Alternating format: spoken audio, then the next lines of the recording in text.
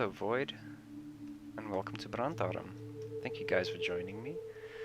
So, what are we gonna find in the Void today? Now, I'm looking for something specific, something I had an idea for. And if you're new to the channel, welcome. Thank you for joining on this journey through the Void. And stick around until the end of the video if you want to see the final piece. So, I did have an idea of what to draw today, but I'm struggling, I'm not gonna lie. Because it involves something that I'm a little scared to draw because I'm not very confident. I'm not very confident with drawing this specifically. So, okay, but you're probably wondering, what am I drawing? It's not very clear.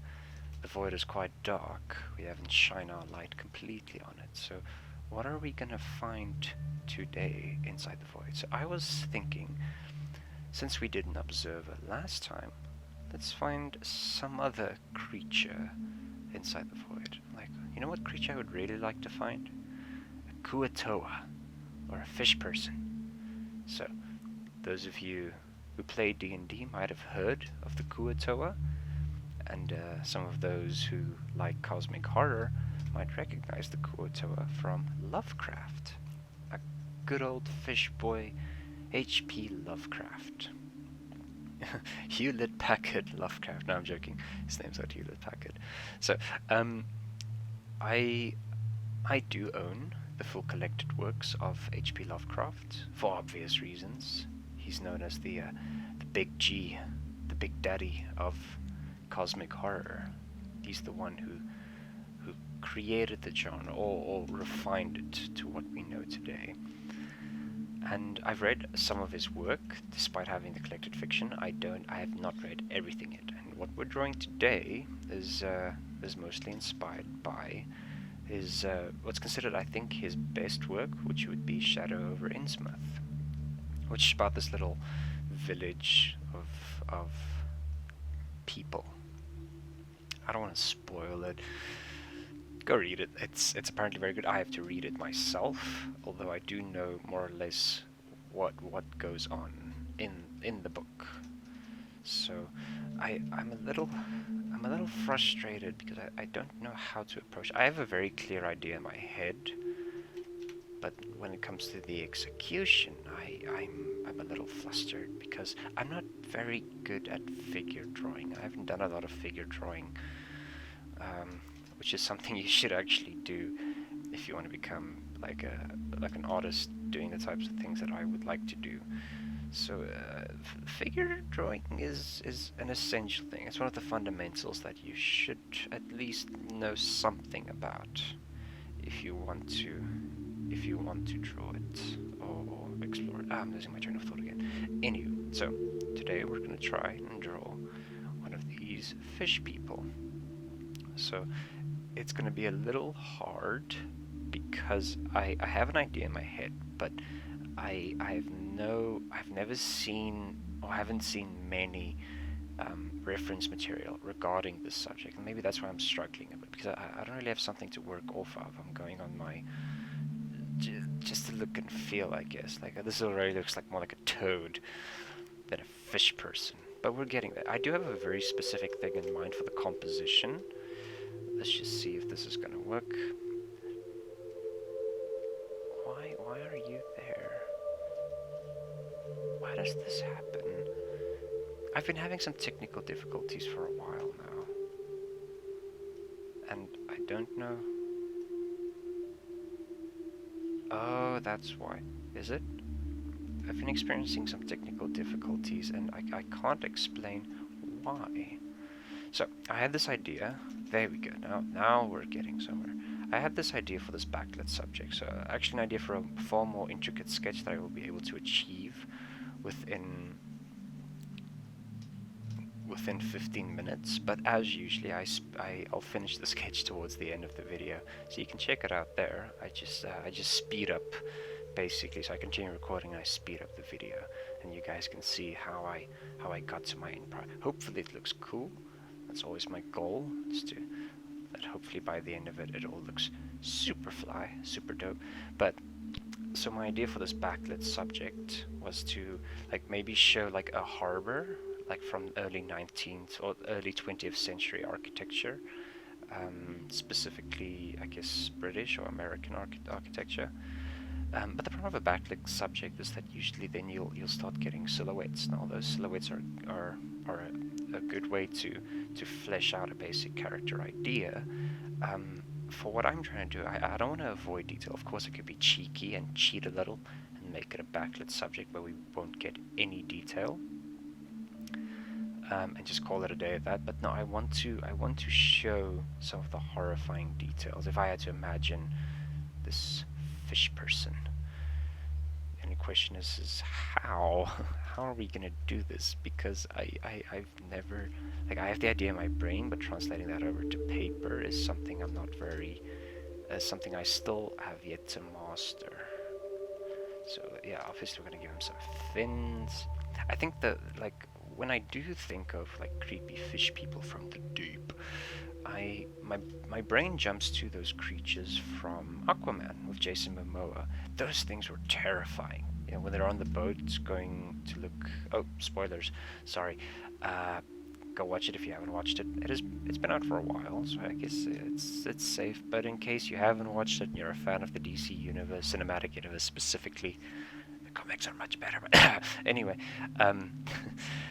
if you're a fan of the DC cinematic universe, please go check it out. Jason Momoa does a phenomenal job, but he is a phenomenal dude, phenomenal actor, quite attractive too, and just all-around good-natured. But yes, the things that he faced in that movie, if you've seen it, you'll know exactly what I'm talking about. Those things were scary. Those things were terrifying. I would not want to be a fisherman and have to confront with that. So we already have something going on here. So let's give him a bit of a chin. Because of course he's gonna have like some weird folds of flesh. Is he gonna wear clothes? No, he's not gonna wear clothes. Where will we get clothes inside the void? It's not like there's a convenience store or anything. And Mr. Price around the corner somewhere in the darkness where he can just get his latest sneakers and whatnot. No.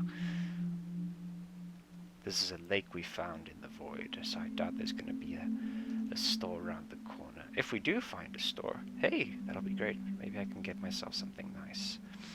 But either who. So this is quite challenging.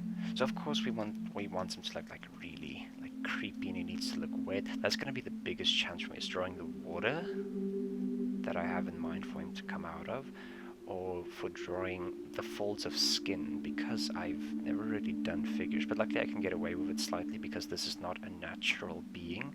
So when it comes to anatomical accuracy, I have some leeway.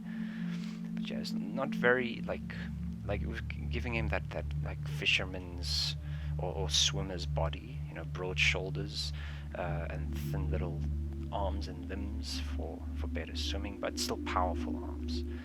And then of course probably webbed fingers as well. Maybe we can start with his hand over here. Hands is something I'm not too good at, but let's see what we can do in terms of hands. So of course he'll probably have some webbed hands, because that would make sense if we had to think about their evolution. So probably he'll have some webbing between his fingers to help him paddle water much better. Let's just give him like a weird long-ass pinky, because why not?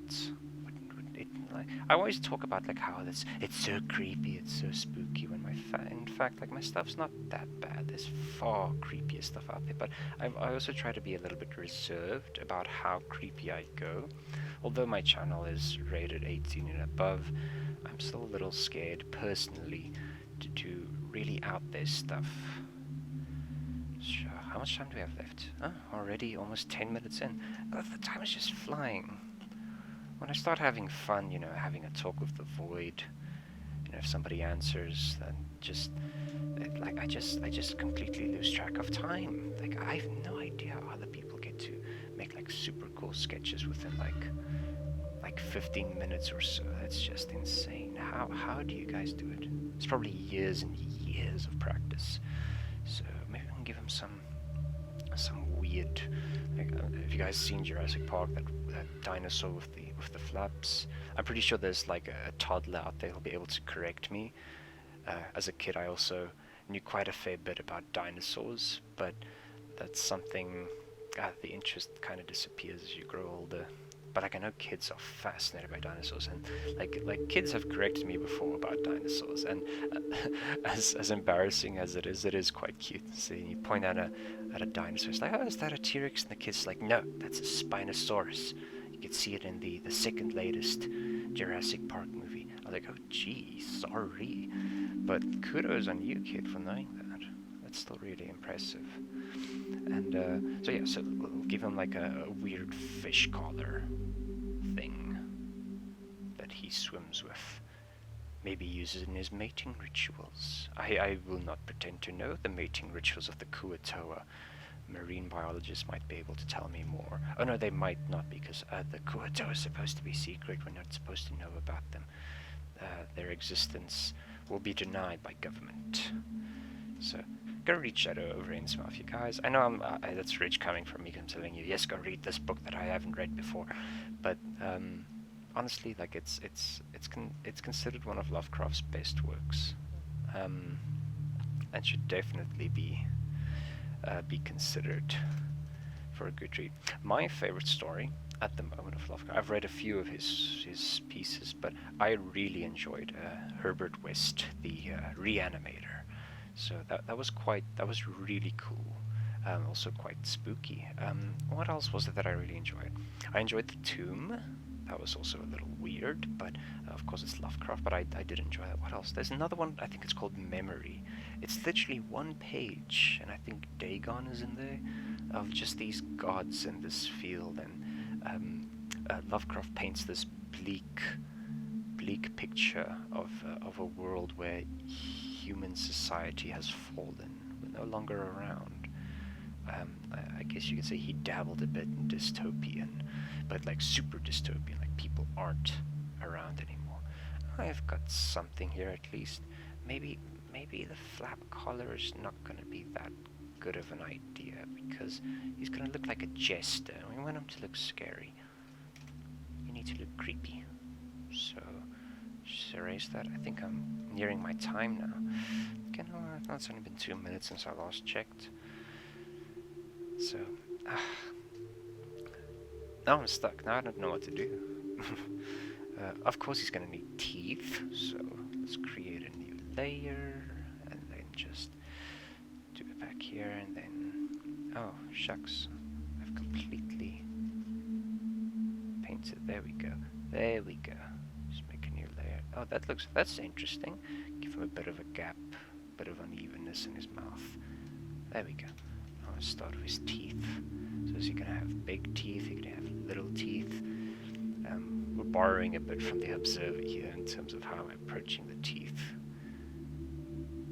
I guess he'll probably have long teeth if we had to think about the physiology of this type of creature. Like when catching fish, they'll probably have long teeth to ensnare the creature.